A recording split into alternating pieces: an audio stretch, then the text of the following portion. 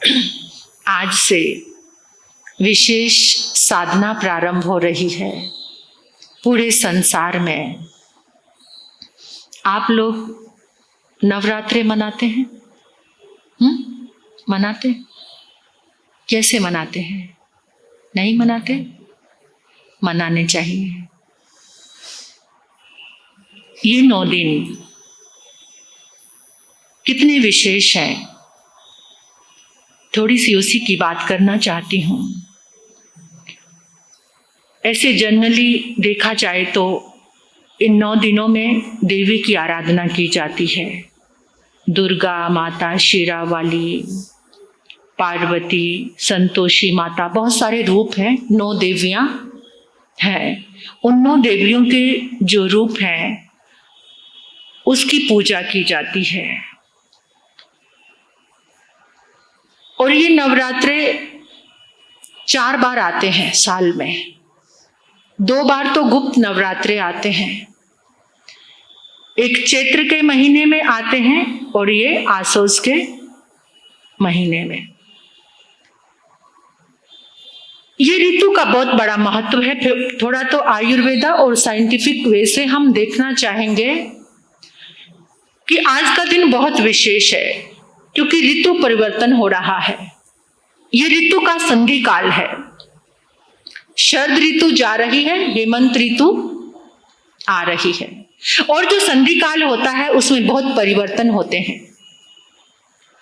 वो परिवर्तन हमारे बॉडी को भी इफेक्ट करते हैं। हमारी बॉडी पर भी उसका इफेक्ट आता है। अगर ये परिवर्तन क्या है? परिवर्तन जैसे हर दिन में भी आपको देखने को मिल रहा है। दिन जा रहा है, रात आ रही है, ये परिवर्तन हो रहा है। दोपहर जा रही है और शाम संध्या आ रही है, ये भी परिवर्तन हो रहा है।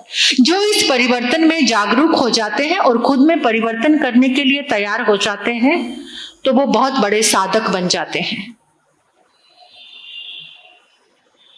इस परिवर्तन में हमें खास क्या ख्याल रखना है?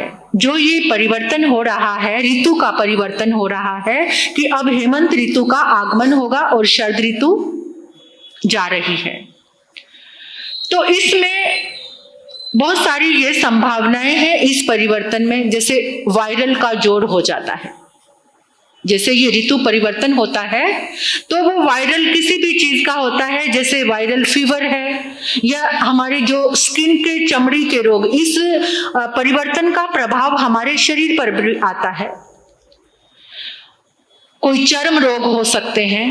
तो इस परिवर्तन में आपको क्या ख्याल रखना है कि अधिक नमक नहीं खाना, अधिक मिर्च नहीं खाना, अधिक तली हुई चीजों का सेवन नहीं करना, कम से कम नमक, और नमक भी सेंधा नमक। कौन सा नमक? सेंधा नमक खाओगे तो आपके स्किन में कोई भी प्रॉब्लम नहीं आएगी। ये तो आयुर्वेदा है, ऋतु परिवर्तन। और भगवान महावीर जब भी ऋतु परिवर्तन होता था, जब भी दिन में भी जो परिवर्तन, यानी जब भी संधि काल आता था तो साधकों को, संतों को कहते थे कि अपने भीतर में अगर ऊर्जा को जगाना है, आत्म शक्ति को जगाना है तो अभी इसी वक्त इस परिवर्तन में ध्यान में बैठ जाओ। और जब वो ध्यान में बैठते थे तो उनका ध्यान बढ़ता चला जाता था। तो ये जो 9 दिन आए हैं, अभी इन 9 दिनों को ही क्यों चयन किया गया है? ये 9 दिन, इन्हीं 9 दिनों को क्यों चुना गया है? ये 9 दिन ही 9 नवरात्रे क्यों कहे गए हैं? नवरात्रे, इसमें रात्र जुड़ी हुई है। रात्रा मीन्स रात। इसका मतलब है कि रात को तुमने जागरण करना है। अभी जब भी आप देखते हैं ये माता के जो जागरण होते हैं वो कब होते हैं? रात में। कि वो दिव्य शक्तियां तुम्हें, रात को तुम जितना जागरण करके धर्म की आराधना करोगे उतनी ही तुम्हारी शक्ति बढ़ती चली जाएगी, उतने ही तुम शक्तिशाली होते चले जाओगे। इन 9 दिनों में सभी लोग संकल्प लेते हैं, हम शराब नहीं पिएंगे, हम स्मोकिंग नहीं करेंगे, हम नॉन वेज नहीं खाएंगे। अगर इन 9 दिनों में भी कोई नॉन वेज खाता है, उससे बड़ा राक्षस इस दुनिया में कोई भी नहीं है। मनुष्य बनकर भी वो बहुत बड़ा राक्षस है, राक्षस वृत्ति है उसकी। क्योंकि इन 9 दिनों में हर एक इंसान सोचता है कि मैं सात्विक जीवन की आराधना करूं, सात्विक भोजन, रात को जागरण करना, ज्यादा से ज्यादा अपनी आत्मा के नजदीक आना। 3 चीजें हैं, एक तो सात्विक भोजन करना, एक जागरण करना और एक सात्विक आहार करना। सात्विक आहार, जो इसमें जितना ज्यादा हो सके सात्विक आहार करना, और सद्वृत्तियों का जागरण करना। जो हमारी सद्वृत्तियां, जो हमारी चेतना की सद्वृत्तियां हैं, उनका जागरण करना। अगर इसमें आप जागरूक हो जाते हैं तो इन नवरात्रों में आप इतनी शक्ति प्राप्त कर सकते हैं कि वो शक्ति आपको जीवन भर भी काम आती रहेगी, वो शक्ति आपको जीवन भर भी जगाती रहेगी। और इसका दूसरा कारण एक और है, जैसे देवी माता को दिखाते हैं, उनके कितने हाथ दिखाते हैं? 8 हाथ दिखाते हैं। वो 10 सिर तो रावण के बताए हैं। 8 हाथ दिखाने का मतलब, और एक और रीजन दिखाते, एक और चीज दिखाते हैं, जिन्होंने भी तस्वीरें बनाई, जिन्होंने भी उस माता के रूप को बनाया या पौराणिक कथाओं का जो आधार लिया, कि उनको कहते हैं महिषासुररोधिनी। महिषासुररोधिनी, महिषासुर नाम का एक राक्षस था, उसके ऊपर देवी माँ खड़ी हुई मिलती है। तो वहां पर एक पौराणिक कथा आती है, वो थोड़ी सी मैं आपके सामने उसका जिक्र करूंगी। महिषासुर नाम का एक राक्षस था, उसने बहुत तपस्या की और तपस्या से ब्रह्मा जी प्रसन्न हो गए। और प्रसन्न होकर सामने, क्योंकि जब पहले ऐसे तपस्याएं होती थी ना, हमारे जिन शासन में भी आती है बात की देवता उसी समय आ जाते हैं, प्रकट होते हैं और कहते हैं कि तुम्हें क्या चाहिए। श्रीपाल ने जैसे तपस्या की, नवपद की आराधना की, तो विमलेश्वर देव उनके सामने आकर खड़े हो गए थे। ऐसे जैसे वासुदेव श्री कृष्ण महाराज ने तपस्या की, तेला किया, तो उस समय ऐसे देवता आते हैं प्रसन्न होकर के तपस्या से। तो जिस समय उन्होंने महिषासुर राक्षस ने तपस्या की, तो ब्रह्मा जी प्रकट हो गए और कहने लगे कि बोलो तुम्हें क्या चाहिए। तो उसने कहा कि मुझे अमर होने का वरदान दे दो। क्या? अमर होने का वरदान दे दो।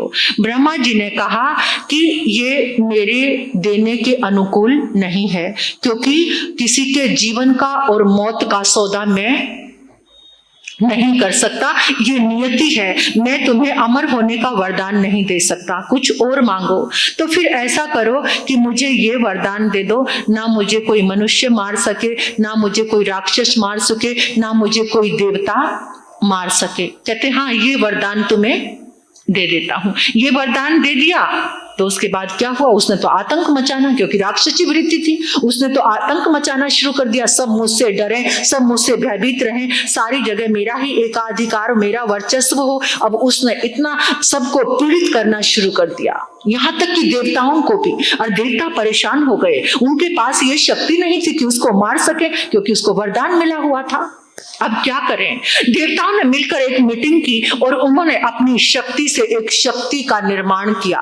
कौन सी शक्ति का? दुर्गा।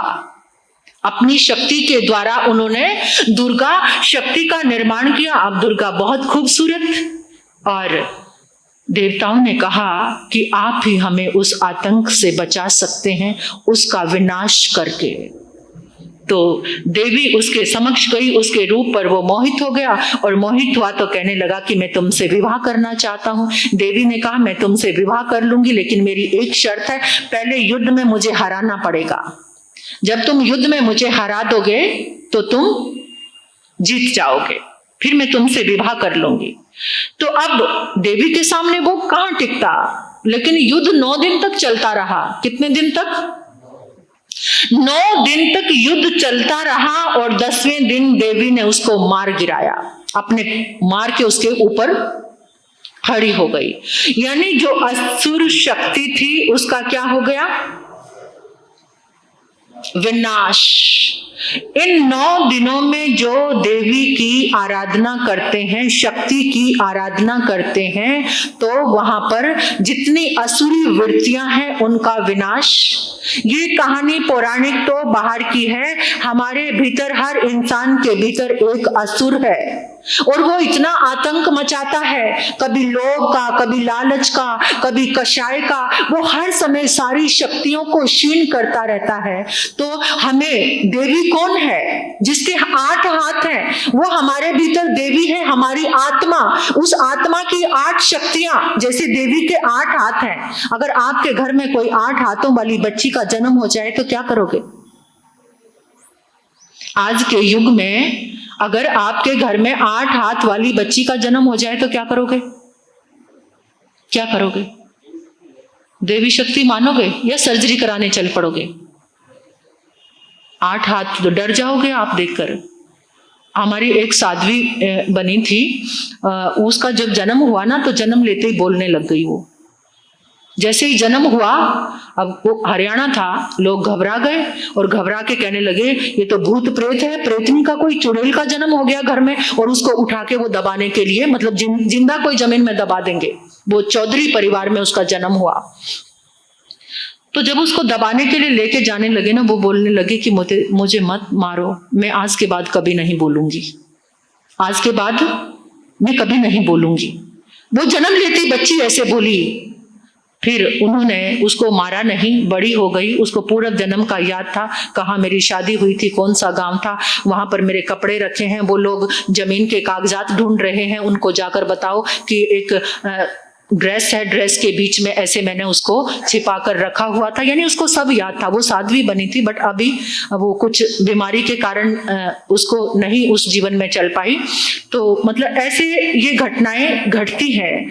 तो मेरे कहने का मतलब ये है कि जो हमने चित्र बनाया 8 हाथों वाली माता का, अब वो 8 हाथ थे या नहीं, लेकिन वहां से हमें प्रेरणा मिल रही है कि हर एक के पास वो दिव्य शक्ति है। उस आत्मा में 8 गुण हैं, अष्टगुण की संपदा, जैनिज्म, अष्टगुण की संपदा हमारी आत्मा में विद्यमान है। तो उन 8 गुणों को हम प्रकट करें तो वो 8 हाथ हैं। क्यों? शक्तिशाली, सबसे शक्तिशाली पावर किसमें है? हमारे हाथ में। सबसे ज्यादा शक्ति हमारे हाथ में है। हम हाथ से ही सब कुछ करते हैं, हाथ से ही किसी को हील कर सकते हैं, हाथ से किसी को सहारा देते हैं, हाथ से सारे काम होते हैं। यानी 8 हाथ, 8 शक्तियां जिसकी जागृत हो गई, समझ लो उसके पास 8 हाथ आ गए। क्या आ गए? 8 हाथ आ गए। तो ये इन दिनों में, इन 9 दिनों में, जैसे वो देवी माँ ने उस महिषासुर को मारने के लिए 9 दिन लगे, तो हमारे भीतर जो महिषासुर है, हमारे भीतर, हर इंसान के भीतर एक राक्षस है, काम का, लोभ का, वासना का, क्रोध का, मान का, माया का। तो उसका सिर काटने के लिए, उसको मारने के लिए ये 9 दिन की शुद्ध सात्विक आराधना है। इस आराधना को हम करेंगे। हर रोज एक एक देवी के रूप की आराधना होती है, एक एक देवी के, यानी 9 देवियां हैं, तो हर रोज एक एक देवी माँ के रूप की आराधना होती है। और फिर दूसरा एक और बात ध्यान से सुन लो। जिस समय आप आराधना में बैठे, आप आराधना में बैठ गए, तो इस पूरे आकाश में इधर से उधर देव देवियों का आना जाना, क्योंकि वो प्रसन्न होंगे जहां जहां आराधना हो रही है। हो सकता है आप आराधना करने बैठे हो और कोई देवी देवता ऊपर से निकल रहे हो और आपकी आराधना उनको पसंद आ जाए और वो आपकी हेल्प करने के लिए तैयार। जैनिज्म भी मानता है इस बात को कि देवता आपकी हेल्प कब कर सकता है? जब आप जिनेश्वर देव की आराधना में बैठे हैं। आदिनाथ भगवान के साथ नमी और विनमी, पता है आपको? नमी और विनमी, वो आदिनाथ भगवान को अभी केवल ज्ञान नहीं, आज सुनने की बात है कि जिस समय भगवान ने दीक्षा ली, नमी और विनमी बाहर गए हुए थे। भगवान ने सबको अपना राज्य बांट दिया, सबको दे दिया। बहुत शॉर्ट में आपको बता रही हूँ। नमी और विनमी जब आए, वो कहीं तीर्थाटन करने गए हुए थे, जब आकर देखा प्रभु ने सबको सब कुछ दे दिया, हमें कुछ भी नहीं दिया। हम रह गए, जाके प्रभु के चरणों में रोने लग गए। आप हमें इतना प्यार करते थे, अपने बेटों को सबको आपने सब कुछ दिया, हमारे लिए कुछ भी नहीं रखा। भगवान तो मौन है, क्योंकि केवल ज्ञान नहीं हुआ अभी। अब वो कुछ बोल ही नहीं रहे थे। आप हमसे इतने नाराज हो गए कि आप कुछ भी नहीं बोल रहे हो, रोज शिकायत कर रहे हैं। लेकिन प्रेम इतना है, श्रद्धा इतनी है कि उनके साथ साथ ही चल रहे हैं। प्रभु जहां चल रहे हैं वहां उस रास्ते को साफ करते हैं, जहां वो जाकर बैठते हैं उस स्थान की परिलेखना करते हैं, हर समय प्रभु की सेवा में खड़े होते हैं। एक दिन धर्मेंद्र प्रभु के दर्शन करने आया, नमी विनमी की जब उनकी सेवा को देखा तो वो प्रसन्न हो गया और उनको विद्याधर की 48,000 विद्याएं दे दी और उनको कहा कि तुम अब विद्याधर नगरी का निर्माण तुम उस अटालिका पे जाकर करो। यानी प्रसन्न हो गया तीर्थंकर भक्ति देख करके। ऐसे ही हम आराधना में बैठे हैं, कोई देवी देवता ऊपर से गुजर रहा है, आपकी भक्ति आराधना उसको पसंद आ जाए तो वो आपकी मदद करने के लिए तुरंत तैयार हो सकते हैं। तो इन 9 दिनों में शुद्ध सात्विक जीवन जीना, कम से कम विघी का सेवन करना, कम से कम विघे। विघे का पता है ना आपको? विज्ञा क्या है पता नहीं है? घी, तेल, दही और दूध, दही, तेल और घी, ये 4, और 5वीं महाविघी है मक्खन और शहद। वैसे तो शहद तो कभी खाना नहीं चाहिए, दिन में 1 या 2 विघी लगाना। शहद नहीं खाना चाहिए। हर एक सद्गृहस्थ को, बेशक वो जैन है चाहे अजैन है, लेकिन शहद का सेवन नहीं करना चाहिए। रात्रि भोजन का त्याग करना, सात्विक भोजन करना, प्याज लहसुन नहीं खाना। खाते हो? कोई खाते हैं? घर में बच्चों के लिए तो बनाते हो? कह दो हाँ। नहीं बनाना। इन 9 दिन तक शुद्ध सात्विक तामसिक भोजन का त्याग करना, तभी देवी तुम्हारे घर में आएगी। शुद्ध सात्विक भोजन करोगे, घर को स्वच्छ निर्मल भावनाओं से भी और बाहर के वातावरण से भी। रात्रि भोजन का भी त्याग करना। जो इधर उधर की बाजार की चीजें खाते हो, बाजार का भोजन करते हो, 9 दिन के लिए उस बाजार के भोजन का त्याग कर देना। तो ऐसी ये नवरात्रों की आराधना करना। और हम तो इधर आदिनाथ भगवान की स्तुति चल रही है, देवी माता अपने आप ही प्रसन्न है। शासन देवी चक्रेश्वरी माता वो देख रही है, निरंतर 48 दिन तक मेरे आराध्य की स्तुति चल रही है। वो देवी माँ चक्रेश्वरी माता आपके ऊपर कितना प्रसन्न होगी, कितना खुश हो जाएगी, जो लगातार आकर इस भक्तामर की साधना कर रहे हैं। तो चक्रेश्वरी देवी आपकी कितनी मदद करेगी, हेल्प करेगी, क्योंकि मेरे परमात्मा की आराधना करने वाले के लिए मैं उसको माला माल कर दूंगी। तो ऐसी ये 9 दिन की नवरात्रों की ये पावन बेला आप सभी के लिए बहुत बहुत आनंददायी हो। अपने चित्त को परमात्मा से जोड़ना, दिव्य शक्ति से जोड़ना, शुद्धता से जोड़ना, सात्विकता से जोड़ना। जो भी व्यसन है कोई भी जीवन में, उसको दूर रख देना। आपके घर के बच्चे हैं उनको भी सिखाना। जो लोग शराब, स्मोकिंग, मांसाहार और तामसिक आहार से दूर रहते हैं, उन पर देवी माँ प्रसन्न होती है। और जो इसका सेवन करते हैं वो तो इन 9 दिनों में अत्यधिक नेगेटिविटी अपने भीतर लेकर आ जाते हैं। तो इतनी नकारात्मक ऊर्जा को दूर भगाने के लिए ये 9 दिन आए हैं। इसी के साथ ओम।